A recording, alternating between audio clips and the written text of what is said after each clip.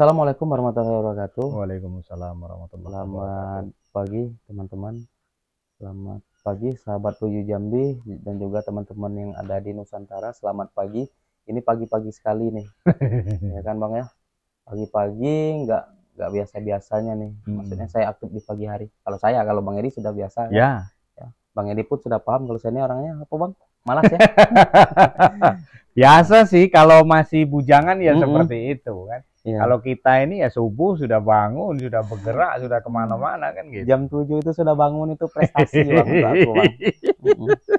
Nah, Bang, tadi kita sudah bahas sedikit kelebihan dan kekurangan dari indukan FS maupun belum FS. Kalau di sini Bang, sekilas ajarkan ke kami bagaimana caranya supaya kita membuat itu indukan FS. Step by stepnya Bang. Caranya, ya memang kalau butuh waktu ya. Kalau untuk membuat indukan itu ya butuh waktu. Artinya gini, mungkin langkah awalnya itu kalau mau buat indukan. Nah ini kita cerita sebentar.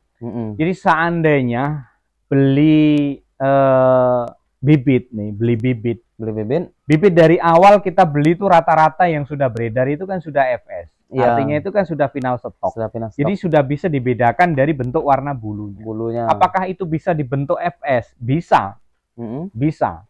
Itu kalau seperti yang netas saat ini, yang ada di mesin tetas saat ini, itu kan betinanya itu warnanya coklat, kemudian jantannya warnanya hitam.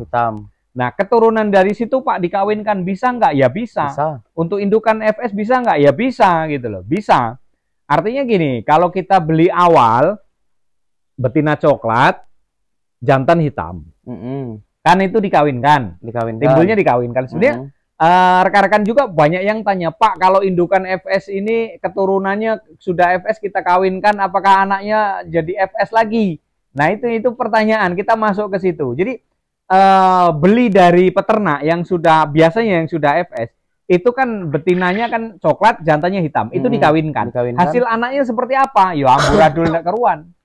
Masih 50-50, artinya 50-50. Yang 50 ini hitam ini bisa jantan atau betina, terus kemudian yang coklat juga bisa jantan atau betina. Ini balik masih 50-50. Balik campur lagi, standar lagi, tidak semudah itu. Nah, terus kalau kita mau mulai dari situ, berarti kita pisah. Ya, dari keturunan pertama, dari kita beli indukan FS ini tadi, kan kita kawinkan. Sedarah. Ya. Jadinya kan amburadul lagi. Ya, berantakan lagi. Masih berantakan lagi. Nah, dari situlah kita susun, kita tata.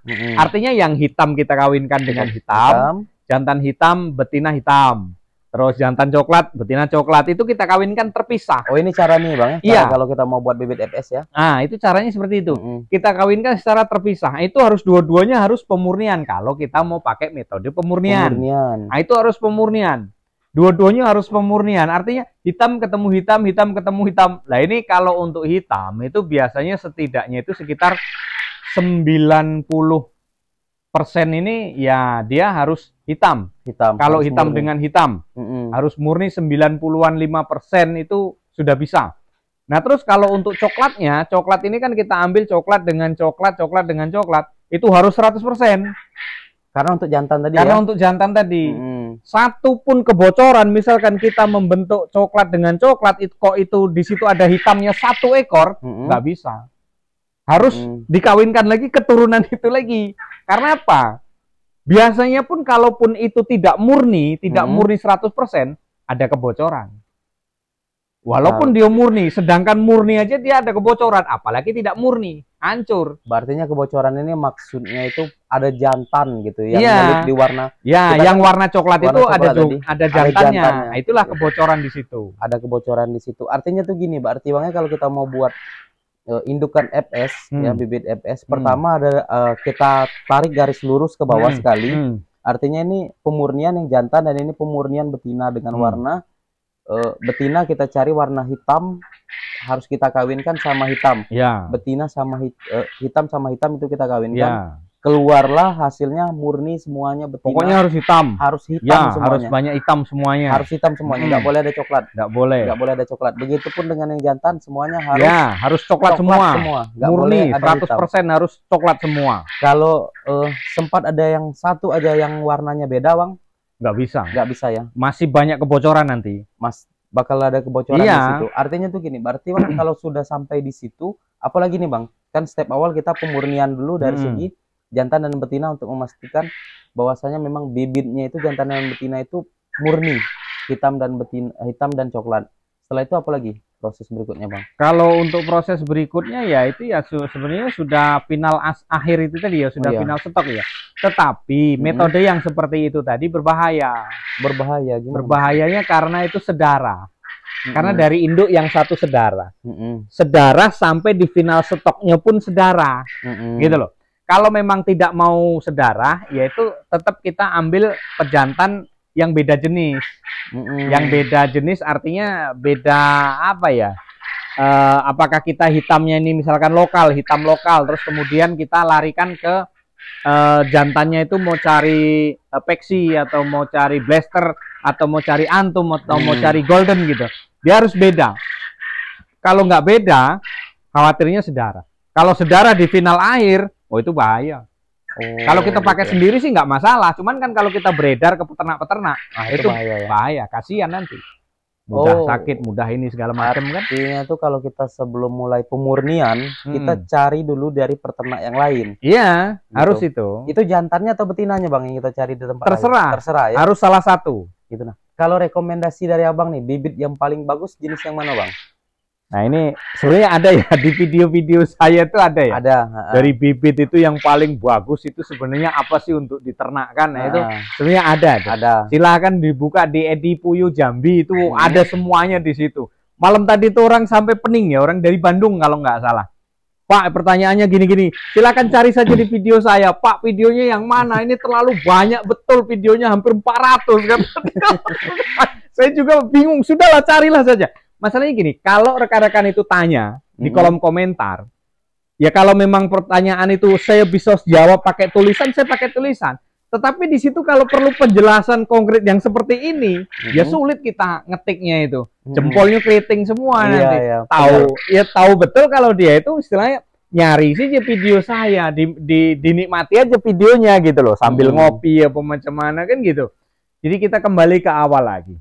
Nah, sampai di mana ngobrol awal tadi? Sampai kita nyari jenis, Bang. Jenis yang jenis yang paling bagus ya. Iya. Nah, kalau jenis dari Abang yang paling bagus ya. Kemarin sudah saya buat videonya.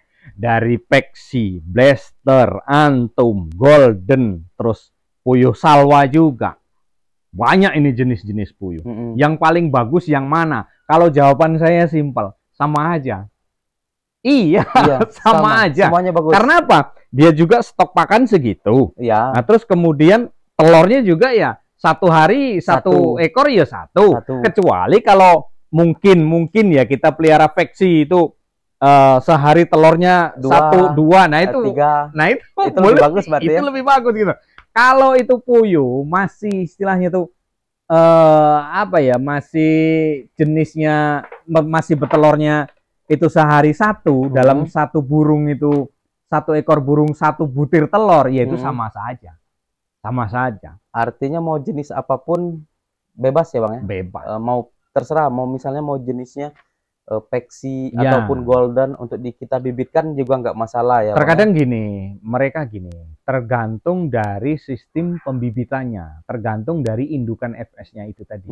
Biasanya kalau yang jenis-jenisnya blaster ya balik-balik lagi ke indukan ya, balik-balik lagi ke indukan. Kalau indukannya dia nggak unggul, indukannya dia nggak besar, nanti begitu di akhir kita mau upkir, nah itu dia tuh. Yang namanya barang ini upkir, ya tentu barang ini lebih kecil dia, lebih kecil. Pedagingnya untuk diambil dagingnya itu biasanya nggak ada di situ. Biasanya gitu. Kalau indukannya itu sedarah, biasanya dia hasil akhirnya sedarah, itu biasanya nanti mentok kecil dia. Kalau dia sudah tidak betelor, dia usianya memang sudah 1,5 tahun, hampir mendekati 2 tahun, itu biasanya bodinya lebih kecil dia. Ada juga sih yang ngecil besar. dia. Cuman rata-rata memang nanti dia ya namanya barang tua. Iya. Ngeriput kan Iya, gitu. iya. Ngeriput habis lama-lama itu. Ya, faktor umurnya Bang ya. Iya, faktor umur. Jadi teman-temanku dimanapun berada di Nusantara ini, ya, itulah sekilas bagaimana cara membuat indukan FS. Bagaimana caranya? Tadi sudah dijelaskan sedikit bagaimana caranya. Kalau Bang Edi, kita di sini memakai metode pemurnian ya Bang ya, antara jantan dan betina itu kita murnikan dulu. Nah, mau seperti apa? Mau lebih rinci lagi maksud dari kalimat pemurnian ataupun bagaimana cara kita membuat cara Bang Edi membuat indukan, silakan teman-teman search di channelnya Bang Edi. Edi Puyuh Jambi, guys. Edi Puyuh Jambi. Nah, itu komplit di situ. Komplit, semuanya sudah lengkap. Silakan di search di situ, dicari bagaimana cara membuat indukan FS. Ya, gitu. Ada di situ. Di situ sudah dijelaskan oleh Bang Edi untuk secara rinci. Nah, untuk teman-teman, semoga video ini bermanfaat untuk kita semua. Bagikan video ini kepada teman-teman yang lain. Semoga video ini bermanfaat untuk teman-teman kita yang lain, khususnya kepada peternak pemula ataupun pembibit pemula, ya Bang ya. Siap. Gitu. Untuk nanya-nanya boleh ya Bang ya, nanti boleh. di channel Abang boleh. Boleh. Banyak itu yang tanya-tanya itu. Walaupun terkadang saya lambat menjawabnya ya, saya minta maaf karena kan ya semuanya perlu kayak mana ya, perlu dilayani, perlu disapa, perlu kita sabar gitu ya. Nah, untuk teman-teman kalaupun mau bertanya di sini lebih, kalau di Bang Edi nggak bisa nih lama dijawab, silakan pertanyakan di sini, nggak apa-apa, nanti kita jawab berdasarkan pengalaman kita ya Bang. Ya, di Sahabat Puyuh Jambi ya. Sahabat Puyuh Jambi. Nah, untuk teman-teman yang belum subscribe, subscribe dulu di channel Sahabat Puyuh Jambi dan juga channel Edi Puyuh Jambi. Ya, semoga video ini, semoga channel ini bermanfaat untuk kita semua. Cukup sampai di sini videonya. Terima kasih.